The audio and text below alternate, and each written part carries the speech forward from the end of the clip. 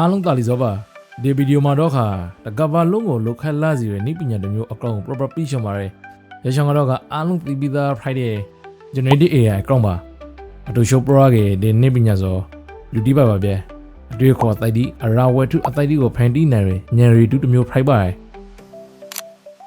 pro လို့ဟင်းက generative AI မပေါ်ခါကမောကျွန်တော်တို့အဝင်ကြမှာ AI ဆိုဟင်းနေခါစောကရာပါဗျာဒီဘက် pro လိုက်တဲ့တော့ကောင်အခုလက်တလုံးမှာခေါ် Friday နေgenerative AI နဲ့အယောင်က AI ဇာတိကော်လီဆိုနာတွေ့ကောင်းတွေ့နိုင်ပါတယ်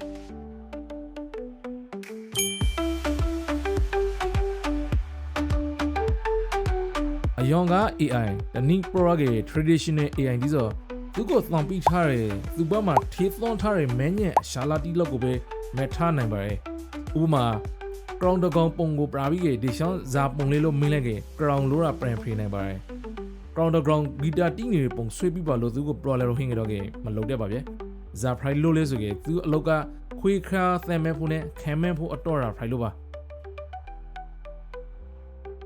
ဟိုးအယောင်ကပေါ့ Facebook သုံးရလူတိုင်းတတိထားမိရဲ့အရာတခုဟင်းပါဖို့ရရှောင်းကဇာလေးဆိုကြ Facebook search box ထဲမှာကိုကတခုခုကိုရာလိုက်တယ်ဆိုကြနောက်တရာလောက်လင်ကကိုရာလိုက်တဲ့အကောင့်ရနဲ့ပဲသက်တွေပေါ်ငါဒီကို Facebook စာမျက်နှာထားမှာတားလာဆိုဒီကိုဒီ timing ကပေါ့ရရှောင်းရ AI ground Friday Physics Pro က AI နိပညာရေးအတစိတ်တပိုင်း Friday machine learning ground Friday generative AI မှာပေါ်ခါကပေါ့ Facebook ရသူအသုံးပြုရလူဒီနဲ့စာဆက်တဲ့အကောင့်ရာဒီနဲ့ Pro ငါဒီကိုပရာသနိုင်ဖို့တော့ machine learning ကိုကြည်ပပရန်အသုံးပြုနေခါဆိုပါ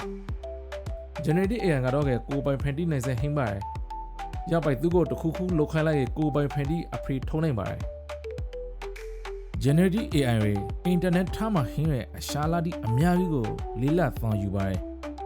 ရောအရှာလာတီထေကနေမလားပုံစံတီကိုသူတို့မဲသပါတယ်ဘာသာစကားဝါကြဖေးစစ်ပုံနဲ့ပက်သက်ပြီးက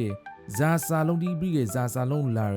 ဇာပိုင်ပုံစံတီကဇာပိုင်အရာဝတ္ထုတီကိုဖိုက်ပေါ်စီရဆိုဆိုကိုသူတို့ကိုယ်တိုင်နားလေအောင်လေ့ကျင့်ပါတယ်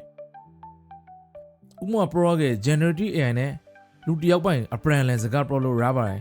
ပြီးကကိုရီထားရစာတီကိုလေတိပရခိုင်လို့ရပါတယ် script content ကိုလေသူကိုရီခိုင်လို့ရပါသေးတယ်